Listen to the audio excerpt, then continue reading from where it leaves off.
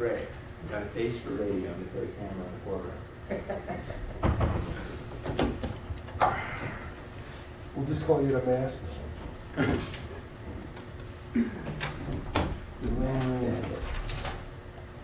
You guys gonna stream it?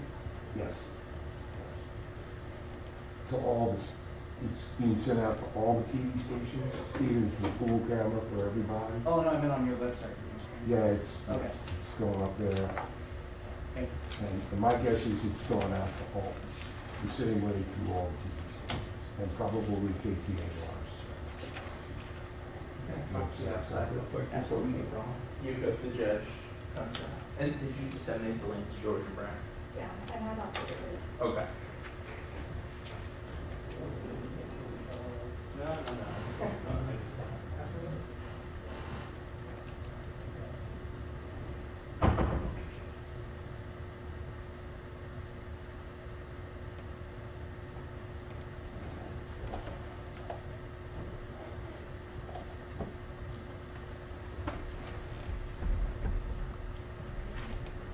Yeah, how long has Judge Warner presiding? You know? That I don't know.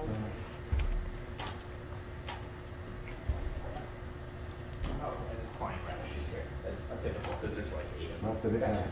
Yeah.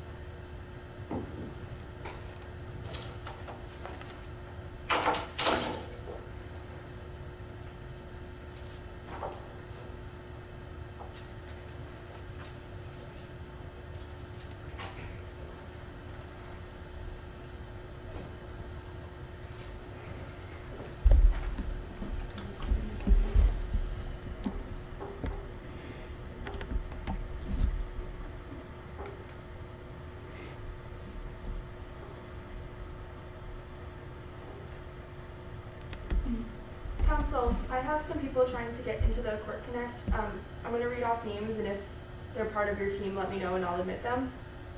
Arno Mako. Yeah, Arno, George, and Brandt are other lawyers. Arno is admitted to the bar. George and Brandt are in bars of different states and have not yet asked for Pro Hoc. So, just FYI, but they just want to listen in.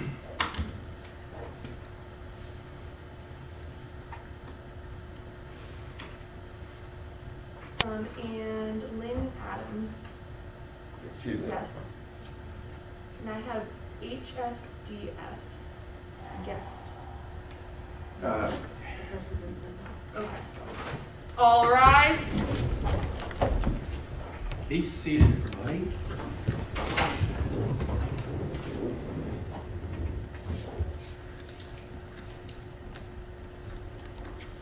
Turn on my camera so that the people who are live streaming can see us all. Okay, welcome everybody. We are on the record. This is case number civil 2021-012-1660. It's argument on two things. One is a temporary restraining order motion. The other is a motion to dismiss. Let's get counsel to announce on the record. Plaintiff's counsel. Your Honor, Alexander Colladin appearing here today on behalf of Plaintiff Douglas Hester. Thank you. Good morning, Your Honor. Mary O'Grady and Josh Bendor representing the defendants, and we are also here today joined by Eileen Fernandez, General Counsel for the Phoenix Union High School District. All right, thank you. Let me do some preliminaries. First of all, mask policy in the courtroom. The policy court-wide in Maricopa County is that people are masked in the courtroom. I make an exception when people are talking, which is why I'm unmasked right now.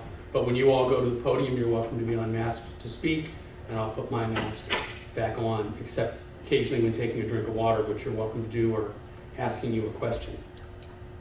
Because we've got two motions, I think the way I want to proceed is plaintiff first on the TRO, and then we can have response and any argument on motion to dismiss, and then plaintiff will have rebuttal on that issue, and then lastly on motion to dismiss. Defendant. Yeah, that's working. A couple of other things. First of all, we are live streaming this. I know folks are interested in watching online. Oh, it's probably way at the bottom. The courtroom open, Being at 6198. but I think most people have chosen to watch online. We really limited space. Usually to keep this your phone selected. They would automatically. Last I'll say, just to make record, I talked with counsel in chambers before we got started. You'll agree with me, it was a purely social discussion. We didn't even talk about the case. It was more, gosh, I'm glad to see lawyers in person. We've had this online relationship for a year, and it's just nice to see people, right? Yes, that's right, Your Honor. Okay. Just want to make sure nobody thinks there's any secret backroom deals going on in chambers. It really was just social. Okay, let's get started. Mr. Colladin, you get to go first. Thank you, Your Honor.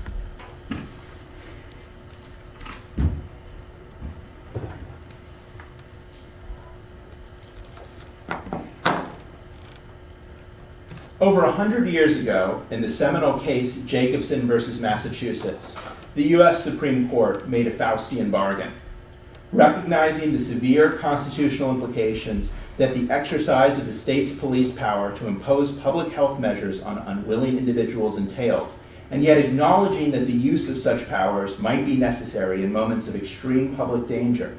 The court set strict ground rules. State government officials would be able to exercise such authority, but the beast that the Supreme Court created was locked in a cage with iron bars, and the key was given to the legislature, in the thought that only the robustness of the legislative process and express legislative authorization was sufficient to override the court's grave constitutional concerns. We are here today because defendants have broken that bargain. Here we have a creature of the state taking the position that it does not have to obey state law. It does not matter what side of the mass debate you fall on. If a creature of the state can ignore the state legislature and the governor when they pass state law, then the result is chaos. And fundamentally, that's what this court is being asked to allow to happen here. Today, we are dealing with masks. Tomorrow, we could be dealing with a school that decides to violate state law by not allowing disabled students to attend, or by expelling students for taking birth control, or any other number of scenarios. When the police power of the state in matters of public health is unconstrained by law, the possibilities for harm are endless. So I appreciate sort of the bigness of that preface, but the issue here is much more narrow and really kind of technical. It has to do with the effective date of the statute. They have not made the argument that the legislature lacks the power to enact the statute, right?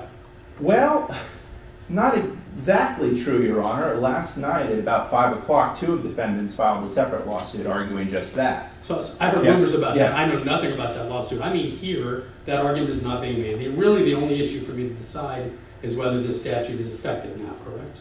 Whether it is effective now or whether their conduct otherwise violates pre-existing law, that's correct, Your Honor. On that point, defendants, as they must, claim that the statute... Will you give me 1 second? I want to make sure that Sorry. my staff gave me my attention. We apparently, our courtroom is not dialed into Court Connect, which means people who are watching live stream lost us. So I'm going to ask you to pause so we can get that out. This is, Yeah. most cases we plow through, but in this case, I really want to be able to have the public hear it. So let's just take a pause for a moment.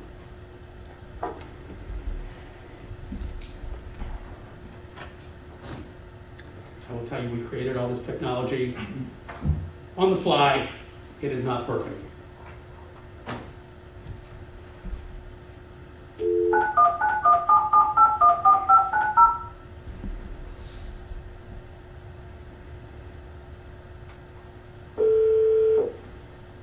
Welcome to the audio conferencing center. Please enter a conference ID followed by pound.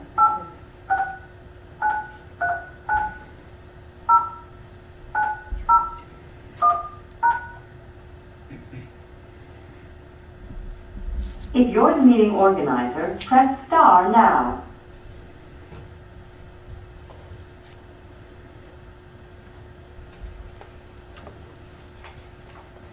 You are now joining the meeting.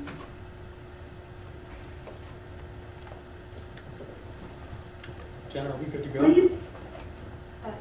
We are. Okay. Mr. Collin, I apologize for the interruption. Let's No. continue. Not at all, Your Honor. So defendants claim, as they must, that the statute at issue doesn't clarify existing law because they know that if it does, it goes immediately into effect. But their own arguments clearly show that ARS 15-34205 absolutely clarifies pre-existing law. In briefing, defendants have pointed to various sources of statutory authority for their mask mandate. At times, they have cited 15-341A1 as the basis for their authority to promulgate their mask mandate. ARS 15-34205 clarifies that their authorities under that statute do not include mask mandates. They cite 15-341A17, which obligates governing boards to provide for adequate supervision of pupils, but not to require masks. They cite another statutory provision that allows them to regulate what clothing students wear. And although it shouldn't need clarifying that masks, which are medical devices regulated by the FDA, are not clothing, apparently it does. Defendants at one point to a recent Arizona Supreme Court case for the proposition that they have plenary common law authority to prescribe policies and procedures. But ever since Jacobson was decided by the U.S. Supreme Court, it has been the law that the police power to mandate public health measures may only be exercised with express legislative approval.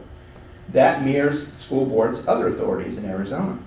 So there was an example in the reply, and obviously you haven't had a chance to respond in writing, of a policy that prohibits bringing animals on campus. I've got that to address shortly. Let's address that one. Yeah.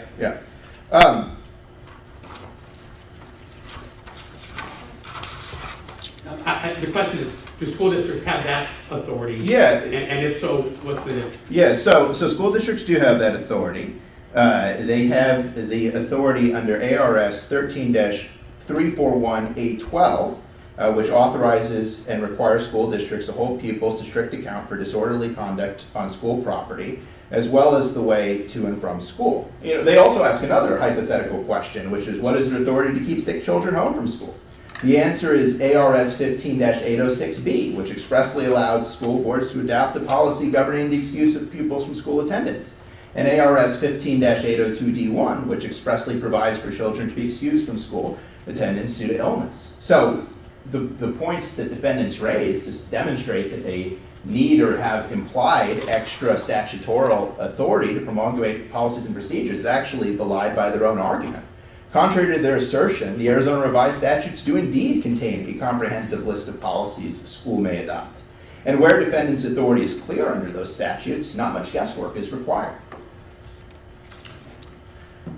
Now, this is all plaintiffs really have to be right on in order to secure preliminary injunctive relief. The court never needs to reach defendants' constitutional defense at all. But in the interest of thoroughness, I will address it. The budget process has evolved since statehood. Reconciliation bills like HB 2898 chop up a general appropriations bill into separate categories for the support and maintenance of particular state institutions like schools. They then add the statutory changes necessary to reconcile the disparate provisions of the general appropriations bills of each chamber, as well as other changes reflecting the budget negotiations between the chambers and those necessary to allow the general appropriations bill to go into effect. In other words, holding up a reconciliation bill via referendum would have the same effect as holding up the general appropriations bill. Adopting defendants' construction of the 90-day exception means that legislators would have to second guess whether the concessions they extract for their vote on the budget regarding how budgeted money could be spent could be effectively taken out of the budget for that fiscal year by 5% of voters. So does that mean the legislature can put any substantive bill it wants into an appropriations bill to get around the 90-day requirement? They can put any legislation that directs or raises funds or directs the spending of funds, including saying you cannot spend this money we're giving you implementing or enforcing a mask mandate. And that's why there's a logical connection between this statute and the rest of the bill. That was the price of Parker and Hoffman and Chaplik's vote. And those were the votes necessary to carry the budget. They wanted to make sure that they could go to their constituents and say, we're not going to use your money for this. We know that it's an upsetting issue to many of you. We're not going to use your money for this. Your view is that the new statute was designed as a fiscal measure and not as a measure to protect individual freedom? Well, they're sort of one and the same. The most pernicious imposition on individual freedom is when your own money is used to impose it upon you.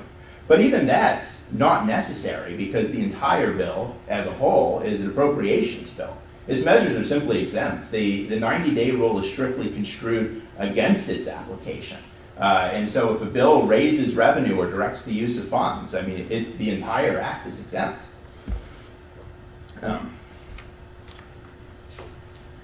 So the cases cited by defendants in favor of their strict definition of what constitutes an appropriation pertain to cases concerning other portions of the Arizona Constitution. However, the constitutional provision at issue here is distinct in that it contains both the terms appropriation and support and maintenance. So as a consequence of this divergent language, as well as the implications of allowing 5% of the voters to derail the budget process, unlike other parts of the Arizona Constitution, the portion at issue here is liberally construed in favor of finding an exception to the 90-day rule and strictly construed against finding that the legislative act is subject to the referendum. Accordingly, support and maintenance is broadly defined as exempting all acts which either direct the use of revenue or raise revenue from the 90-day rule. Our case law recognizes no distinction between types of bills when it comes to applying the exception. So long as a bill does one of these things, it is exempt. For an act to be defined as directing the use of revenue, it need not meet the strict definition of appropriations in other contexts. In this context, the term is not restricted to the setting aside of a sum certain for a specified object in a specified manner as defendants claim. In this context, quote, the test of whether the appropriation is for the support and maintenance is not the earmarking for a specific purpose, but rather are the funds appropriated for use in carrying out the objects and functions of the department, end quote. That's from Garvey.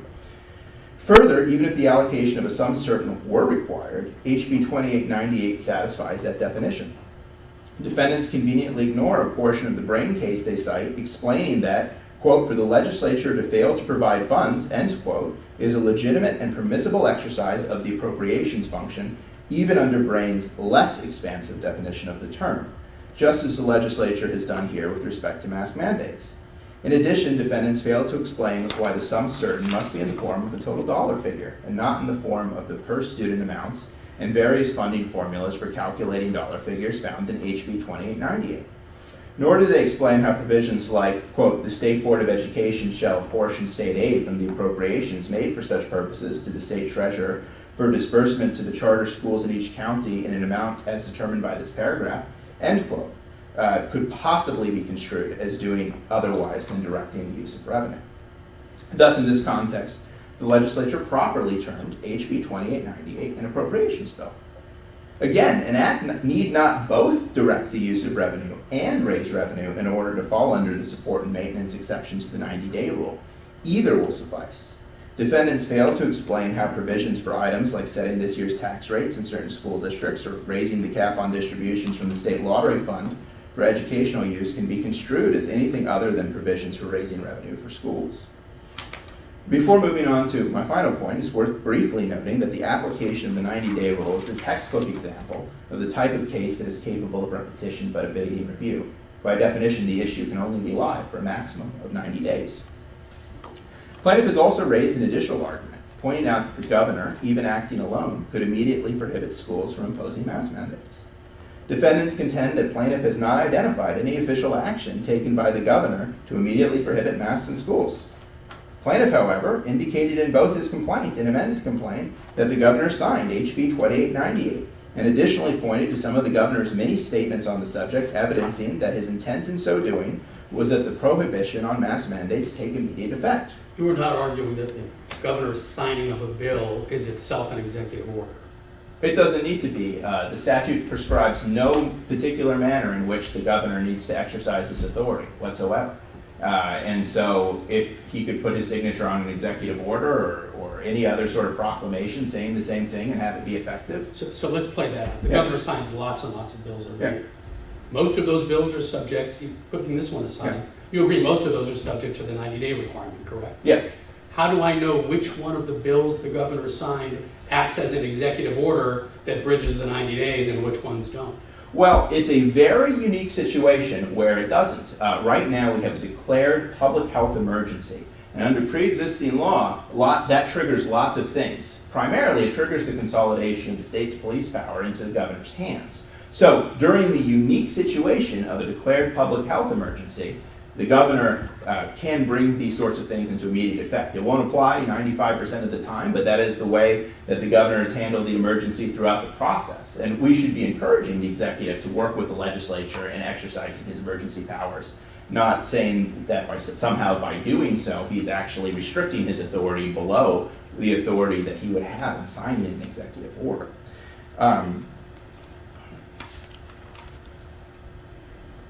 So, I want to conclude by saying that the burden of demonstrating that an act of the legislature conflicts with the Constitution is always on the party claiming unconstitutionality. Let me stop you there. I understand that argument, but believe me, if we were talking about invalidating a statute on constitutional grounds, it's a different standard. This is not a constitutional challenge to the statute. It's simply an interpretation of the statute using the constitutional requirements, right? Well, no, because there's a provision of the Act that expressly says that this piece of legislation is effective is retroactive to, from, and after June 30th. Sure, the legislature, they do this all the time. Yeah. They know the difference between an emergency clause and a retroactivity clause, right? Yes. So I would interpret a retroactivity clause to mean the statute goes into effect on September 29th, and at that moment it's retroactive. This is normally what we do for things like statutes of limitations or other things like that. It's a bit of an odd application of retroactivity, but otherwise I think what you're arguing is the legislature can get around the 90-day requirement with a majority vote on a retroactivity clause. Your Honor, there's a particular reason that they utilized a retroactivity clause here. It's that an emergency clause is not required for an appropriations act. And so they can put in a retroactivity clause and make it effective without having to have that 2/3 majority. The budget process is special in a whole bunch of ways. I mean, cloture can't be invoked in the budget process. You can't filibuster it, and there's a reason for that. The law and the legislature's own internal rules want to make it really easy or as easy as possible for the legislature to pass a budget. It's their one constitutional duty. And they need these tools to be able to horse trade enough to get that budget done. This year it was hard enough. Take away the tools for members of the legislature to say, hey, my constituents don't want their money to be used this way, and you're going to create an even longer budgeting process.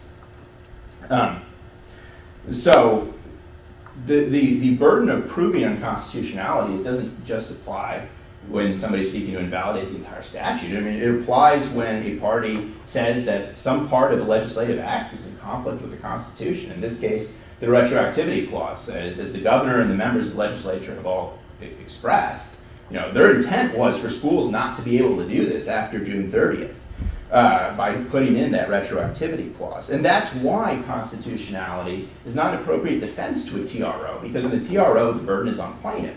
But in challenging or finding a constitutional conflict, the burden is always on the party raising the conflict. And the burden is beyond a reasonable doubt. It's the strongest burden known to our law.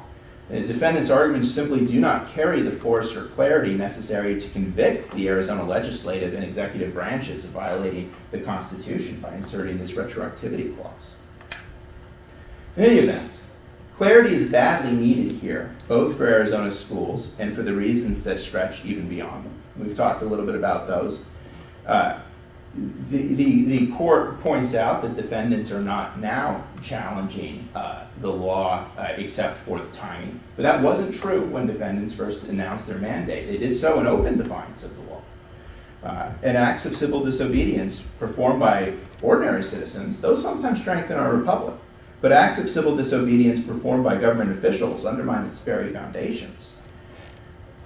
Defendants now come before this court with post hoc rationalizations for their acts. They've talked to very capable counsel, come up with very intelligent arguments. But a government that behaves this way is a threat to the rule of law itself. One that grows each day, it remains unchecked. And such recklessness should not be indulged. The time to restrain it is now. Thank you. We'll talk to you again in a few minutes. Ms. O'Grady.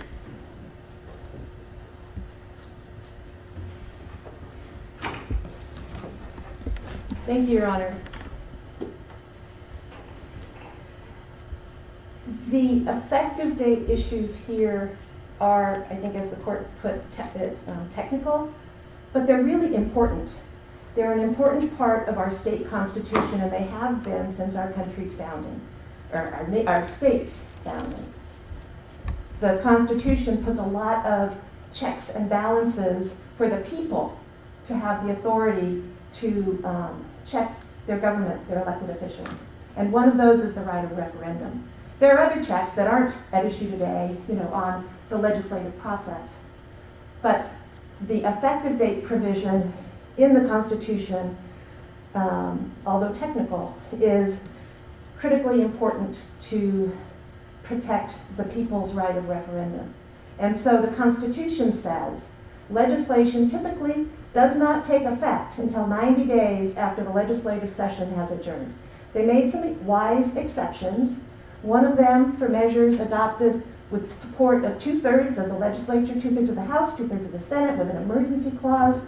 So there is a consensus, essentially, at the legislature that this needs to take effect now. And there's another exception for measures for the support and maintenance of state government, which here would be not this budget reconciliation bill that is packed with substantive legislation. But that's the general appropriations bill that actually appropriates the money for the support and maintenance of state government. That's where... So let me back up. First of all, explain to me the difference between a budget reconciliation bill and an appropriations bill. I understand your argument that there are substantive things in it. Is there a difference between a budget reconciliation and an appropriations bill? Yes. And we cited in our reply the general appropriations bill to give that example, where it is saying, and we give the definition also from Rios v. Symington of what an appropriation is, where you're actually authorizing the expenditure of a sum certain for a specific purpose. And so the appropriations bill, says we're going to appropriate X amount to the superintendent of public instruction for state aid for public schools. That's the appropriation, and then the superintendent's job is to follow the statutes and allocate it as need be. Now, I take it the reason for that requirement, for those types of bills being exempt from the 90-day requirement is you wouldn't want to stop the funding for government just by filing a referendum, which could take until the next election to resolve. That's right. That's right. They recognized that legislation for the support and maintenance of state government, that would not be subject to a referendum. And so and so if you look back at Garvey v. True, for example, the court was looking at some corporation commission, a bill that included an appropriation an appropriation for the corporation commission that essentially gave the commission, in the court's view, money to do its job that it already had. And so there they said that's an appropriation for support and state government, and so we're not going to apply the referendum. So that's subject to that exception. Different than earlier law in the Warner case about where they were adding an appropriation, but for a bill that added new functions, new responsibilities, and then that's subject to the referendum, not treated as an appropriation bill. So that's the reason for the distinction. And we also know in a separate constitutional provision, the General Appropriations Bill is supposed to include only appropriations. And so that's why you have this tradition of a budget package where you have the appropriations in the General Appropriations Bill, but if there are statutory changes that are related to the numbers that are the money that is actually being appropriated, those substantive changes are in a separate piece of legislation that is substantive legislation subject to the right of referendum and doesn't take effect for 90 days. Now, when you hear Mr. Culloden describe the current budget process, the budget reconciliation bills aren't just simply reconciliation. They include substantive legislation that are concessions extracted for their votes on the budget, or as one of the declarations put it, the price of their vote on the budget. That's substantive legislation, not appropriations. Let me ask you to address Mr. Collins' point that there's a fiscal aspect to the statute. That is, it's the legislature saying we don't think taxpayer money should be used to enforce this type of mandate. There is nothing in the bill that says that. There is nothing in the language of the statute about funding. And even if it had a prohibition on spending state money, that does not make it a bill for the support and maintenance of state government. That's still substantive legislation that would be subject to the traditional 90-day requirement. And using the retroactivity clause doesn't bypass the constitutional requirements. You can't, because if you want something to take effect immediately, you've got to get the votes, have an emergency clause, and have a supermajority as the Constitution requires. You can't put a retroactivity clause in and use that to try and circumvent the state constitution's effective date rules. The retroactivity clause takes effect 90 days after the session adjourns, just like the rest of the bill takes effect. It has no impact on when the bill becomes effective. And to do so really undermines our whole constitutional structure. Because rather than having emergency clause legislation, you just have substantive legislation with a retroactivity clause. That violates our Constitution. But here, so the question here is not this bill's constitutionality, and as the court noted, there is now a separate lawsuit pending that will get into those issues. Here, it's just, when does this law take effect? Because last week, as soon as school opened, because Phoenix Union High School District had made the thoughtful decision that based on the pandemic and the threat of the latest developments with the virus, that and the CDC guidance and the medical information about the risk in their particular district, that the wise thing to do was to begin the school district with their current requirement for masks in place. So let me ask you something about that. But putting aside the procedural challenges to the way in which this statute was enacted, is there any question that the legislature's got the power to impose this type of statute? I think that there are procedural issues and I guess the type of statute, I think there is probably a legitimate rational basis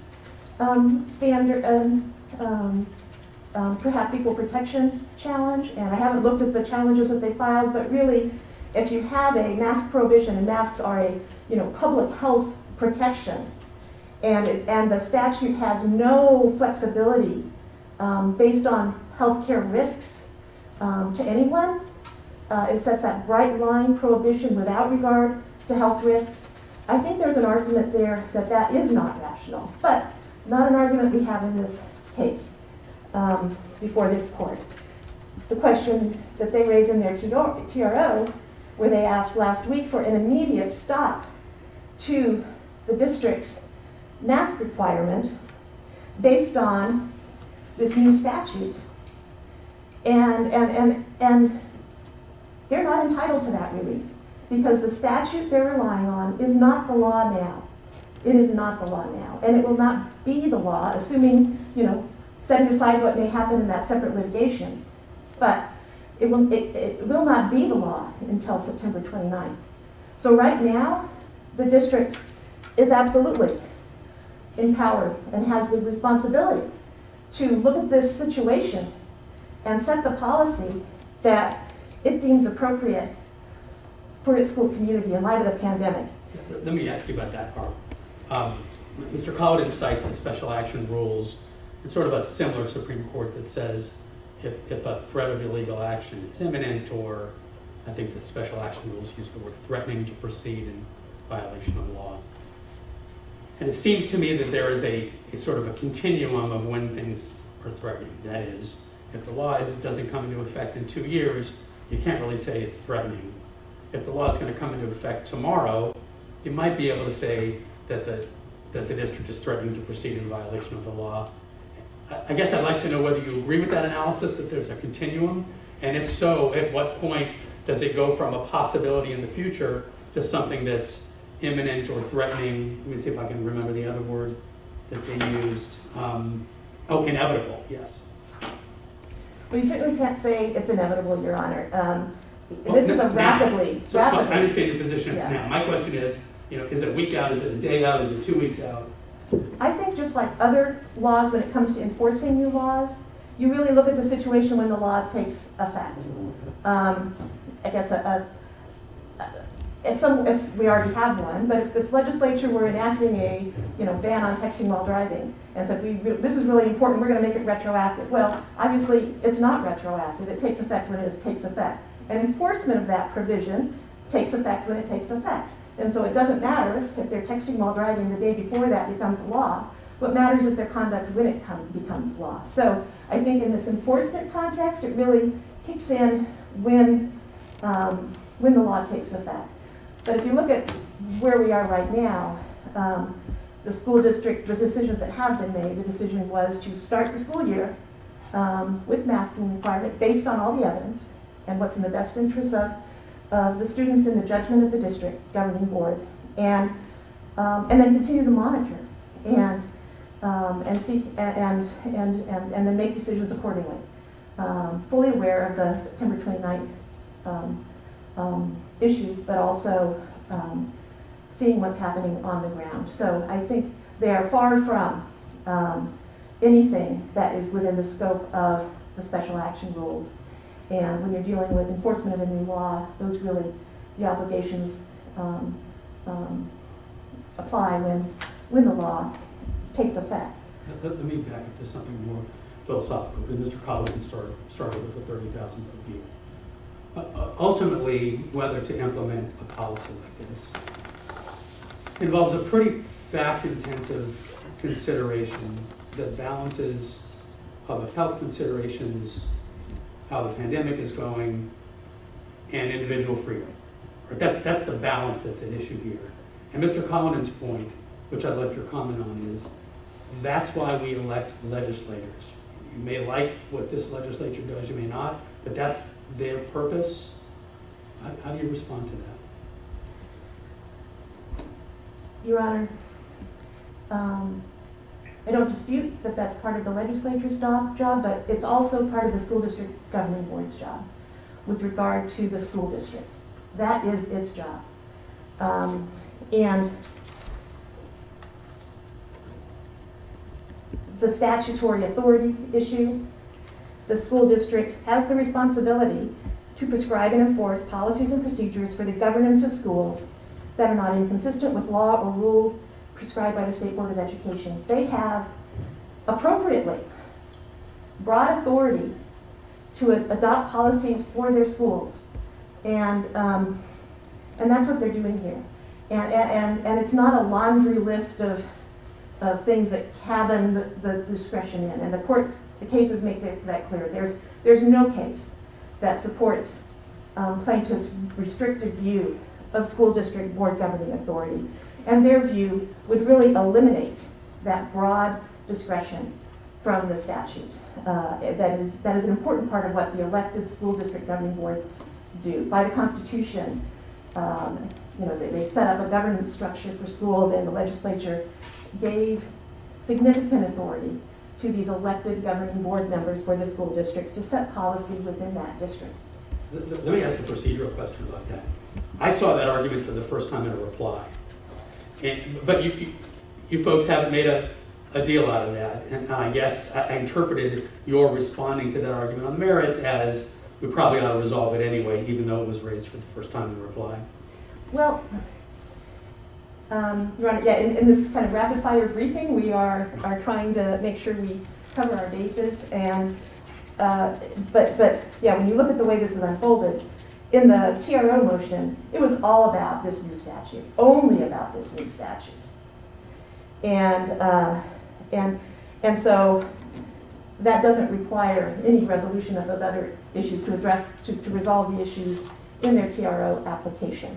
And then they submitted some, declarations from legislators about, this clarification issue. And so we did address it, but it wasn't really raised in the TRO. It wasn't raised in the TRO briefing at all.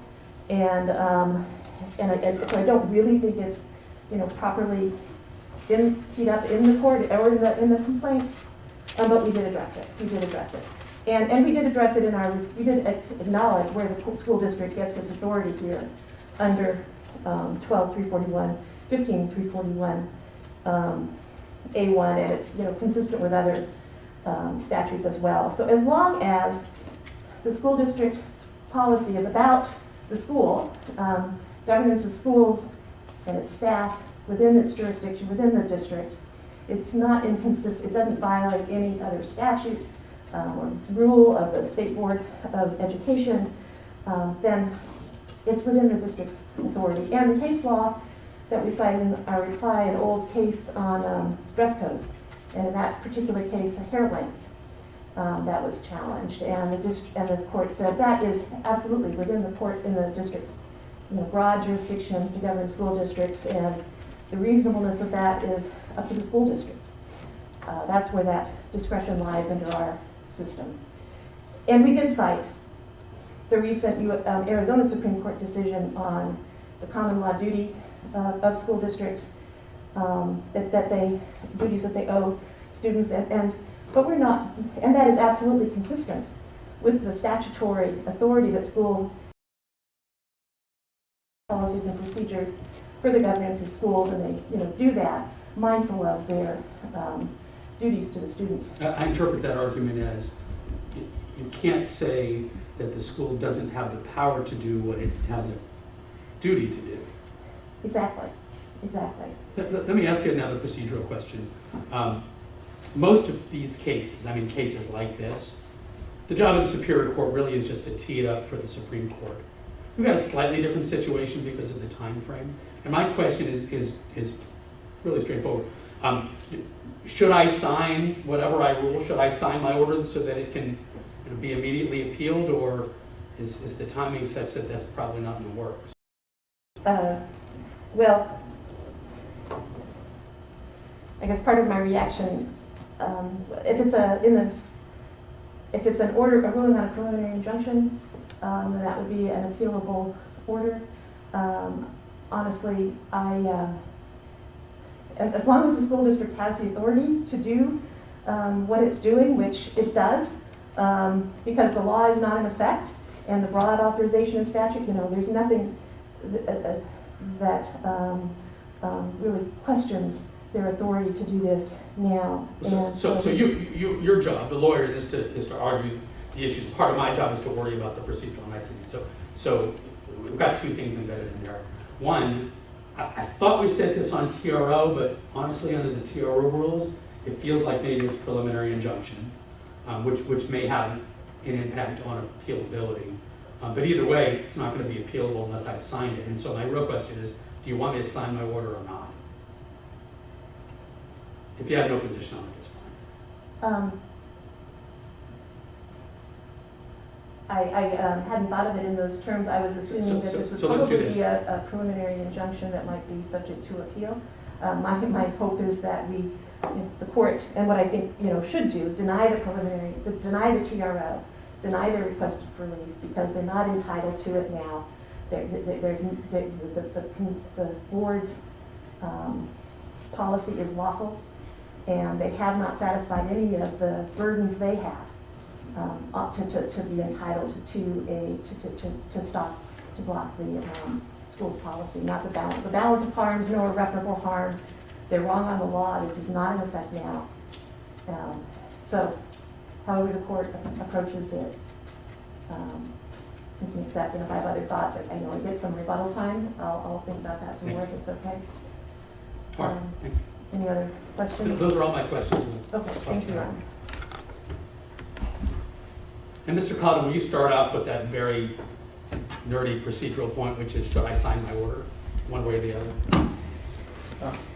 Your Honor, our sense is if the court is inclined to grant the TRO or the preliminary injunction as the case may be, then obviously we're ambivalent. If the court is not so inclined, we would think that it would be appropriate not to sign it because we've raised a lot of fact issues on the dismissal. We've raised a lot of fact issues with respect to with respect to how threatening the danger is, and we've talked about those in our briefing. So that would be our position, but that's just me off the fly, and I haven't really thought about it. So,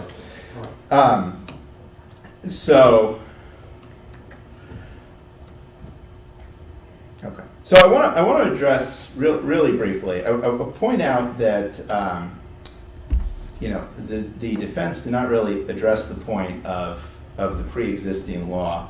And I want to make two procedural points, although as the defense noted, it's rapid fire briefing. One, it's well encompassed within our complaint under the well pleaded complaint rule. There's a paragraph of our complaint that says they have a duty to promulgate policies and procedures that are not inconsistent with the law, and the policies and procedures put in place to defendants include an illegal mandate requiring students and staff to wear masks. It doesn't say just under this statute. But more than that, obviously the arguments that we raised were in rebuttal to the 90-day rule argument that defendants had put forth for the first time in their briefing. And so as rebuttal, they're properly encompassed within a reply. On the point that defendants try to draw this distinction between a general appropriations bill and other types of appropriations bills, I have two things to say on that. The first is, the Garvey court made clear that the constitutional exemption makes no distinction between types of appropriation bills, but rather looks to whether the bill provides for support and maintenance. So it applies to general appropriations bills, it applies to special appropriations bills. It's not necessary that the bill halt the entire state government if subjected to a referendum. It can be either. But in this case, stopping a reconciliation bill would indeed halt to the general appropriations bill, because the special reconciliation bills are the way that the general appropriations bill is brought into effect. It's the way. But not stopping this statute. And this is why I asked the purpose of the provision. If this statute isn't in effect until September, it doesn't prevent the schools from operating, which seems to me the reason why appropriation bills can't be halted by referendum. So let's say a referendum is filed tomorrow when they've got the requisite votes. For substantive statutes, it halts the statute. That's what the Constitution provides. Unless it's an appropriation. And the reason if that doesn't apply to appropriations is because you don't want to halt the operation of the schools while we go through the referendum process. Sure, but a referendum on this bill, on this particular statute, is not going to stop the schools from operating, correct? Well, you could say that about lots of appropriations provisions, an appropriation provision for any specific purpose, right? But what will stop the legislature from operating is if legislators have to second guess when they're horse trading about the budget. Oh, this provision I put in that I don't want my money to be spent this way. Well, that may be subject to the referendum by 5% of the population, and therefore for the fiscal year budget that we're negotiating over, no matter what happens, it's not going to be effect for that fiscal year budget. I mean, it essentially preempts the entire budgeting process. The legislative process is messy. I mean, the way the sausage is made is not necessarily appetizing, but it's necessary for the sausage to be made, and it's necessary for them to be able to remove all of these bills in their entirety from the referendum process so that they can make that sausage. I want to also address the point with respect to the Dismore, Arizona Supreme Court case. The defense talks about all the case law they've cited for the interpretation that this power to promulgate rules and procedures is plenary. All of it except for Dismore predates the cases cited in our briefing. So it's old law. But Dismore doesn't. What Dismore also doesn't do is say that this power is plenary. What Dismore was about is a case where a student was subjected to violence at a friend's house. And what the Supreme Court said was not that defendants had a plenary duty to prevent this violence. They said quite the opposite. They said that defendants had a primary duty, or had a duty to prevent it if it was within the control, somewhere in control of the school. And there's absolutely no conflict between that duty and defendants' powers under Arizona law, because under ARS 15-341A36, they have the authority to prescribe and enforce policies and procedures to prohibit pupils from harassing, intimidating, and bullying other students on school grounds, on school property, on school buses, at school bus stops, and at school-sponsored events and activities. So it's exactly in conformity with their statutory powers. So their duties and their powers line up. So that's about all I have on rebuttal, unless the court's got any questions. No, I think I had all my questions answered. Thank you. Thank you, Your Honor. Right. So Brady, last quarter.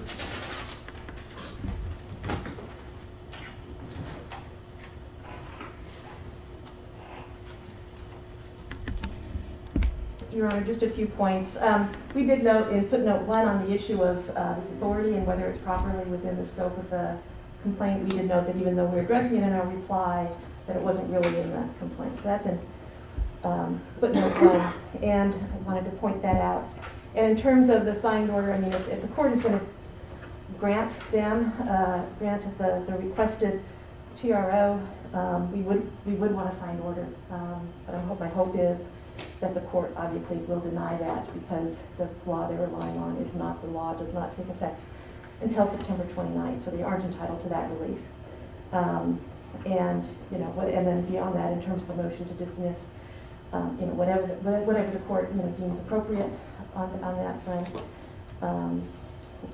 we look forward to the court's decision, and if the court has any other questions, I'm happy to respond. Thank you all. Thank you all for your arguments.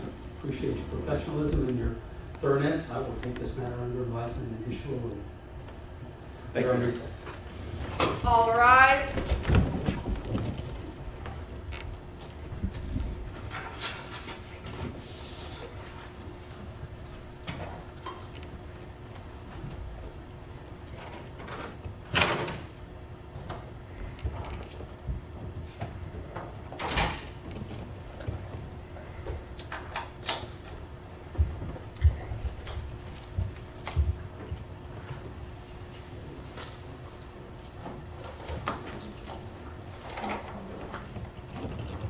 I see.